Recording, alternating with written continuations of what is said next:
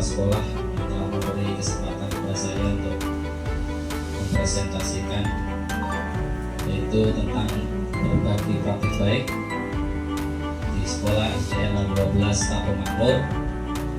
Dan juga saya ucapkan kepada Bapak Ibu Guru SDN 12 Kampung Makmur yang telah bersedia mengikuti presentasi saya dalam berbagai praktik baik tentang kesepakatan kelas. Untuk pada kali ini yaitu saya akan menyampaikan beberapa macam cara membuat kesepakatan kelas agar kelas menjadi kelas yang berdisiplin positif.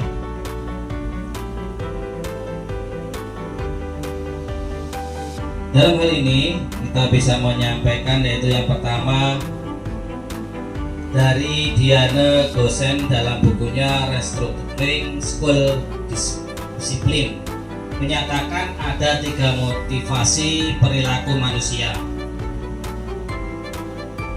Yang pertama yaitu motivasi anak itu sebenarnya ada 3 aja, dibagi menjadi 3. Yang pertama, untuk menghindari ketidaknyamanan atau hukuman ini adalah tingkat terendah dari motivasi perilaku manusia. Jadi bisa dijelaskan bahwasanya anak itu akan berangkat sekolah atau memakai seragam sekolah. Itu yang pertama motivasinya bukan karena diri sendiri, tapi hanya untuk menghindari hukuman, biar tidak dihukum. Itu motivasi yang pertama anak sekolah, perilaku manusianya. Sehingga anak itu tidak sesuai hatinya. Kemudian yang kedua yaitu perilaku yang kedua untuk mendapatkan imbalan atau dengan kata lain penghargaan dari orang lain atau satu tingkat di kelasnya atau teman-temannya. Jadi anak sekolah berangkat sekolah belajar rajin itu ada motivasi lain, yaitu agar dipuji kawannya, agar dipuji gurunya, agar mendapat piala, agar mendapat ranking, agar mendapat hadiah.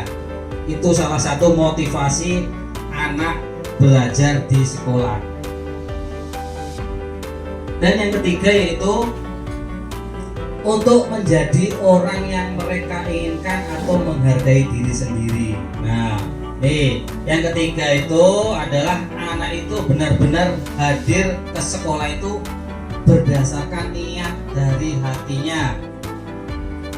Ya, biasanya anak ini kan mempunyai motivasi ketiga itu, anak itu tidak keberatan untuk melakukan hal sesuai dengan aturan yang di sekolah, karena dia sudah meyakini bahwa keberangkatan ke sekolah itu mereka inginkan dan menghargai diri sendiri, bukan karena yang motivasi pertama dan motivasi kedua.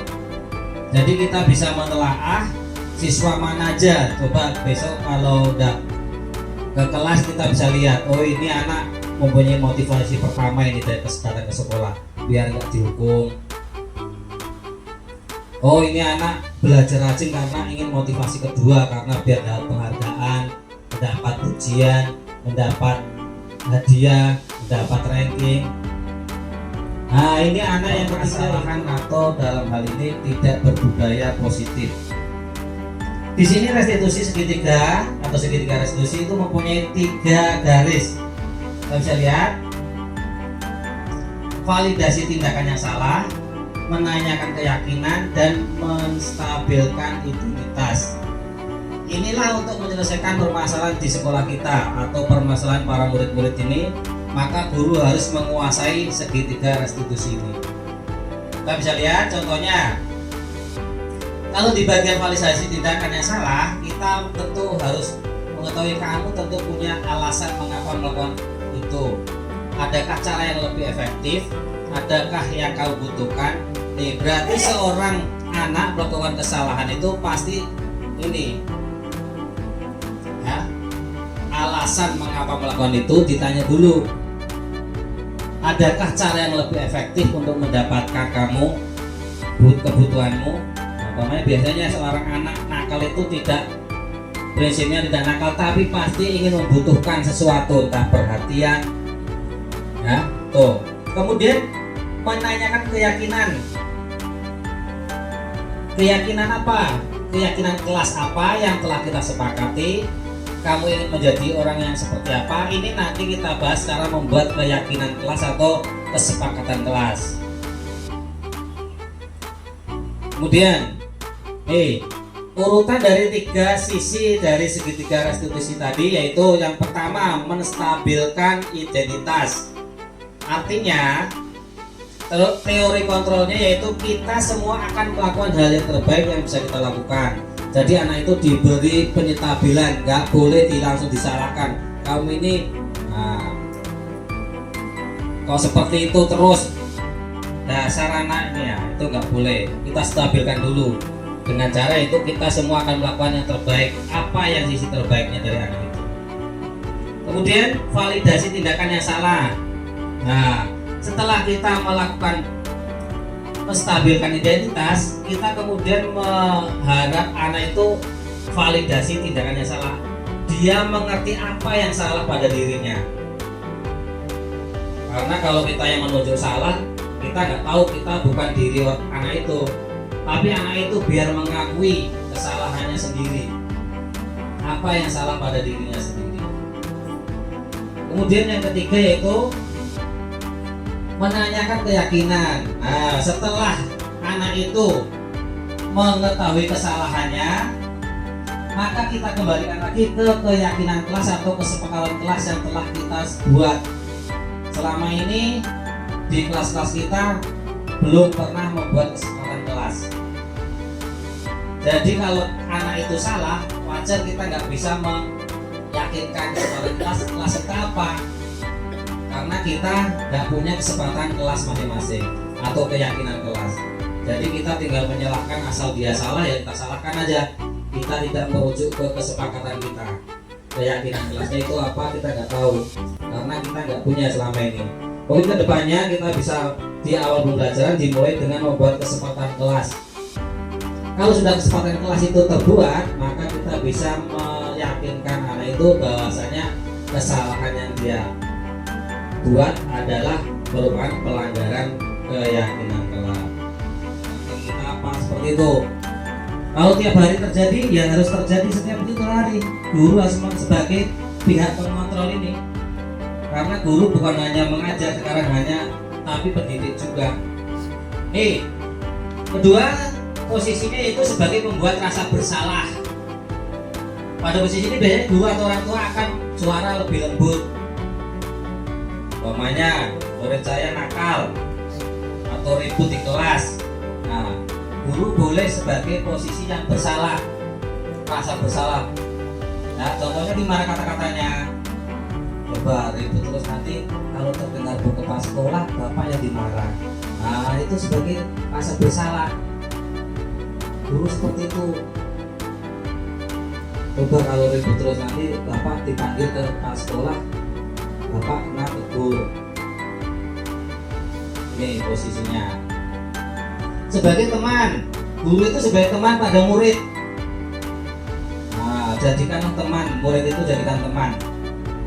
Ya, di sini bisa dikatakan posisi ini tidak akan menyakiti murid, namun akan tetap berupaya mengontrol murid melalui pendekatan persuasif. Kalau kita akrab sama murid, nah, posisi teman pada guru bisa berdampak negatif atau berdampak positif. Contohnya kalau kita terlalu dekat dengan murid, murid pun akan melonjak sama kita. Tapi kalau terlalu jauh, murid pun akan menjauhi kita dan lebih susah diatur. Kemudian selanjutnya keempat, pemantau. Memantau berarti mengawasi. Pada saat kita mengawasi, kita bertanggung jawab atas perilaku orang-orang yang kita awasi. Nah, kalau 45 ini adalah biasanya diperlukan oleh kepala sekolah mengawasi, ya. Jadi guru-guru mana diawasi. Apabila menemukan kesusahan, kesalahan, nah, kita boleh sebagai pengontrol mengawasi. Kemudian berlanjut kalau kita udah pantau diawasi masih melakukan kesalahan, kita sebagai guru bertindak sebagai manajer, yaitu posisi di mana guru berbuat sesuatu bersama dengan murid, mempersilahkan murid mempertanggungjawabkan perilaku. Nah, bersama murid berarti memilih menjadi atasan murid. Ayo milih, kamu mau gimana untuk memperbaiki perbuatanmu.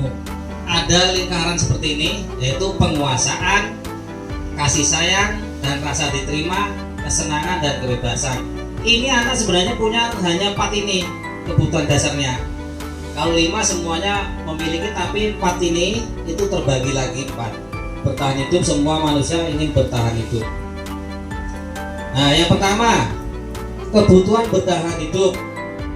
Kebutuhan bertahan hidup atau survival adalah kebutuhan yang bersifat fisiologis untuk bertahan hidup, misalnya kesehatan, rumah dan makan, kebutuhan biologis dari proses reproduksi, termasuk kebutuhan untuk tetap bertahan hidup.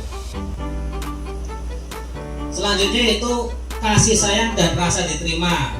Semua anak itu pasti ingin dikasih sayangi.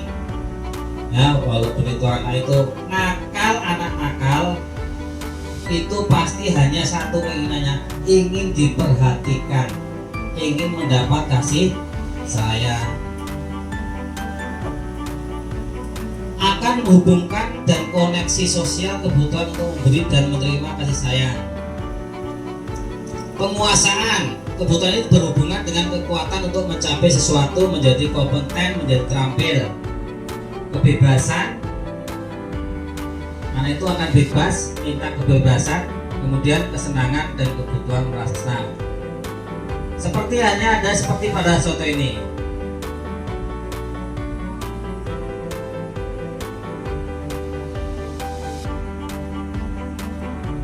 Nah ini, kenapa Bu? Yang pertama, kita tadi udah ada 4-5 kebutuhan ya, kesenangan, penguasaan, kasih sayang. Anak itu hanya membutuhkan itu aja. Yang pertama kita lihat soalnya. Dinda, seorang anak kelas 3 SD, begitu tiba di rumah sepulang dari sekolah menangis dan mengadu pada ibunya bahwa dia benci pada Ibu Rani, gurunya.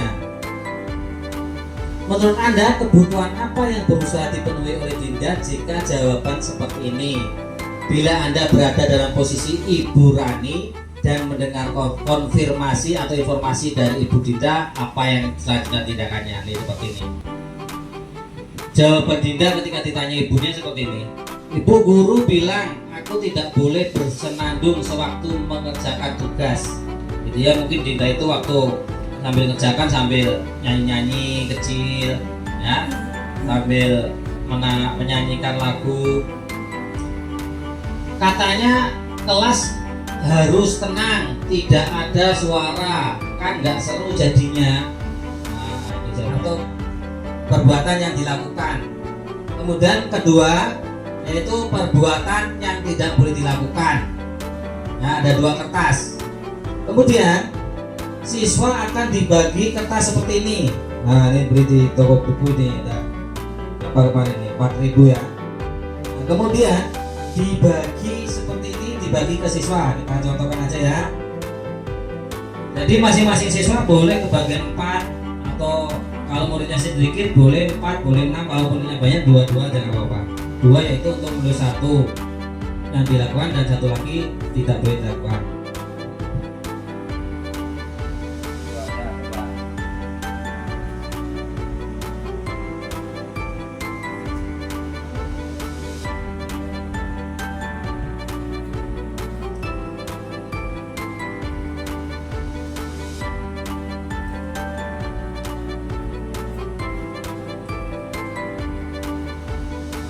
Ini apa yang boleh? Oh ya, ini yang tidak boleh. Waktu belajar tidak ribut. Ya ini yang positif, tidak ribut. Mana yang negatif? Ini apa ini? Teman yang baik sewaktu belajar, membersihkan. Oh, satu dilakukan, 1 tidak boleh dilakukan. Tidak boleh jajan di kelas. Bahkan jajan di kelas maksudnya? Jalan-jalan. Oh, jalan-jalan di kelas. Ini tidak boleh jalan-jalan, kan baik juga. Tidak jalan-jalan di kelas ini. Oh ya. Ini boleh bertanya. Oh ya, ini boleh bertanya ya. Baik ini. Yang tidak baik yang mana? Yang tidak baik yang mana? Ibu-ibu. Ini. Nah, ini tidak baik. Tidak dilakukan. Ini yang dilakukan. Nah, sekarang kalau sudah seperti ini, Bapak Ibu, kalau sudah seperti ini anak-anak sudah mengumpulkan, maka diseleksi. mana yang sama.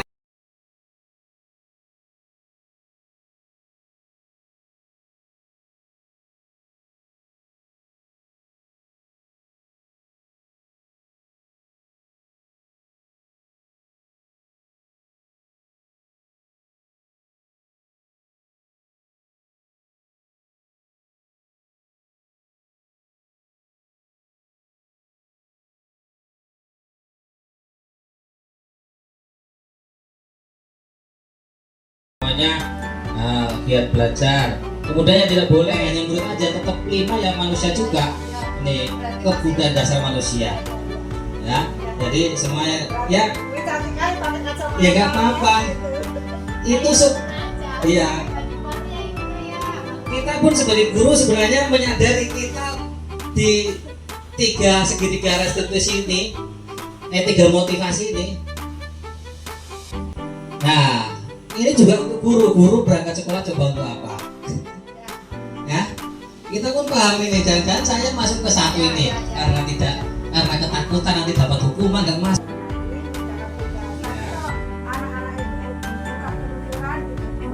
Nah, ini nih kembali ke sini. Ada kesepakatan nggak? Kalau di sini nggak tertulis keluyuran ya berarti dia ada kesepakatan. Tapi kalau ada membuat kelas tertib, ya betul, berarti kan teman tertib juga dia. Harusnya tertib ya jalan-jalan, ada guru kawannya. Boleh, ya. Iya, kembali ke sini. Nah, ini pun bukan harus dari anak juga, guru pun boleh menambahi. Namanya ini yang perlu diperlukan ini mengerjakan PR tepat waktu. Nah itu, nah seperti itu. Jadi sampai itu semua video ada semua itu. Ya, itu di video. Ya, makanya toh semua yang dilakukan itu berdasarkan teori, tapi kita juga, prakteknya sebisa mungkin dilaksanakan dan juga memahami berbagai macam teori seperti ini ya harus paham kita sebagai guru. Ya, karena membaca perilaku siswa, bagaimana cara menyelesaikan masalah, jangan langsung menuduh. Ya, itu mungkin itu aja dari saya untuk penyampaian materi berbagai praktek baik untuk membuat kesempatan kelas. Ya, bermanfaat untuk kita semua, untuk kita laksanakan demi kebaikan sekolah dan demi kebaikan perilaku anak-anak kita. Terima kasih. Assalamualaikum warahmatullahi wabarakatuh. Baik, dari hasil presentasi yang disampaikan oleh Bapak Yuli Kristanto tentang kesepakatan kelas itu sangat bagus sekali dan sangat bermanfaat sekali bagi kami para guru dan bagi para murid. Jadi di sini kami mengetahui tentang apa saja yang akan harus dilakukan untuk kebaikan dan kesepakatan di dalam kelas sehingga proses pembelajaran akan berjalan dengan baik dan efisien. Semoga dengan apa yang disampaikan ini dapat bermanfaat dan dapat memajukan untuk perkembangan pendidikan. Terima kasih. Assalamualaikum warahmatullahi wabarakatuh. Saya Darmini, SPD SD, Guru SDN 012 Kampung Makmur. Bahwa Bapak Yuli Kristanto dalam menyampaikan materi sudah baik, sehingga setelah saya mengikuti materi yang disampaikan oleh Bapak Yuli Kristanto tentang menerapkan budaya positif di kelas, saya mendapatkan tambahan ilmu tentang bagaimana cara membuat kesepakatan kelas dengan murid agar kelas dapat lebih nyaman dalam pembelajaran kedepannya. Saya berharap Bapak Yuli Kristanto bisa terus membagikan ilmunya kepada rekan-rekan guru lainnya. Ya, saya mau membuat sebuah kesepakatan sama kalian, keyakinan kelas agar kelasnya bisa rapi, bersih, tertib, dan nggak ada keributan, nggak ada anak yang menangis, nggak ada sampah sembarangan buangnya. Tuh, makanya hari ini baik ingin membuat kesepakatan kelas dengan anak-anak. Nanti jadi aturannya itu kalian menuliskan kesepakatan kelas apa yang akan kalian lakukan supaya kelas kita menjadi tertib. ya, tertib, jadi teratur, nyaman untuk belajar, ya. Makanya nanti masing-masing siswa akan menuliskan keyakinan yang kalian bisa lakukan dan keyakinan yang dilarang, atau artinya itu nggak boleh dilakukan, ya. Temanya buatkan nih, tambah dulu. Nah, sini Gio, bantu Gio. Aku tahu. Aku tidak boleh bilang. Ya, semua persiapkan alat tulisnya. Memang boleh, pensil boleh. Rekan aku mana?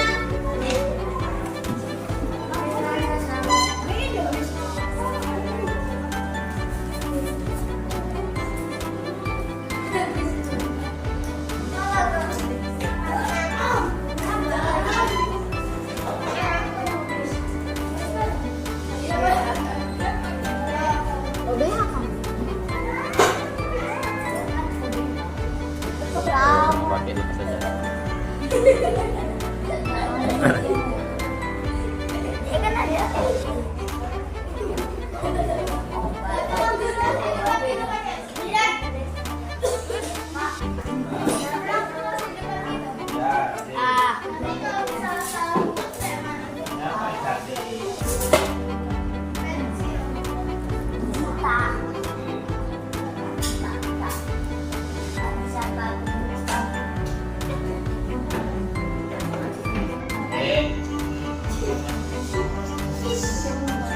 Ya, sudah, kalian. Saya sudah menempel kertas aktor itu. Nah, ada 2 karton.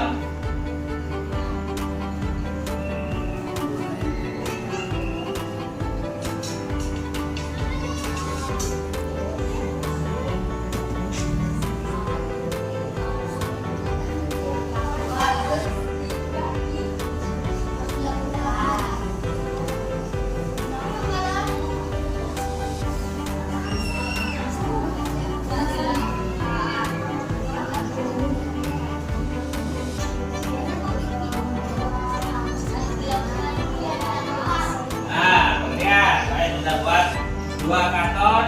Nanti kalian bagi. Perhatikan, nanti kalian bagi. Masing-masing ada kertas seperti ini. Ditulis di sini, ya, 1 kertas atau 2 kertas ditulis. Kamu melakukan apa agar kelas kamu baik? Agar kamu lebih pandai? Apa coba? Ditulis di sini, ya. Nanti kalau sudah ditulis baru boleh yang dilakukan. Namanya saya menjaga kebersihan. Nah, ditulis menjaga kebersihan. Saya tidak bisa lakukan buang sampah sembarangan. Namanya ini harus tenang, tenang. Nah, seperti itu ya. Saya bagi 2-2. Nah, nih.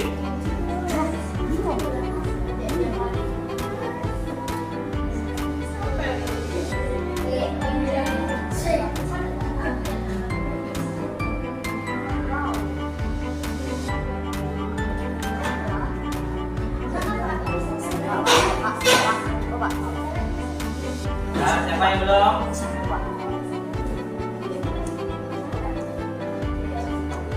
Udah? Siapa ini? Yo, Ki, siapa Ki?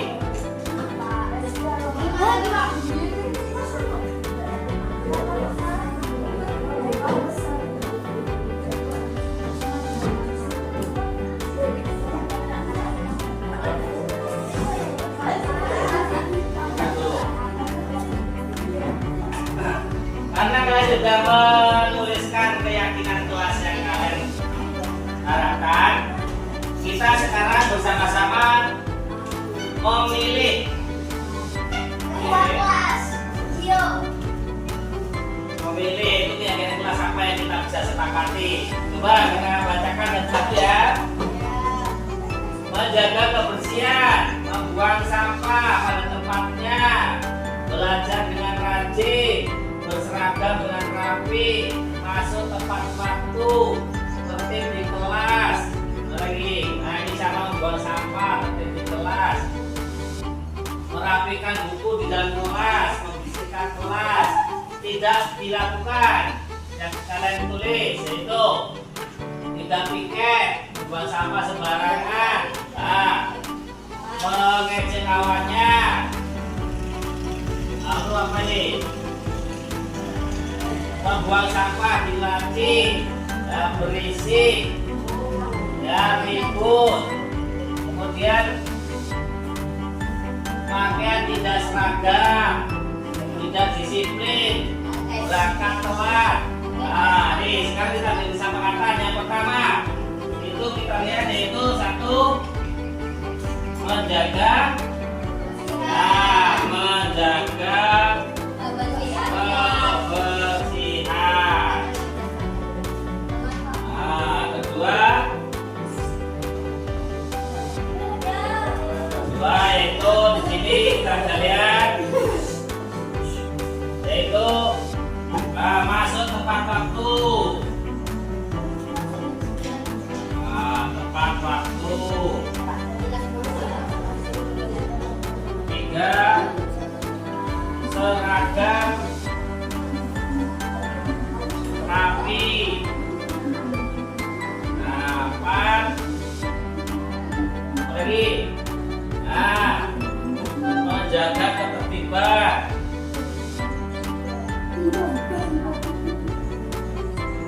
Ketertiban kelas.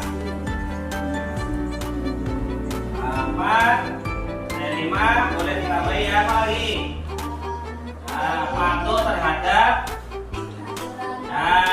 patuh terhadap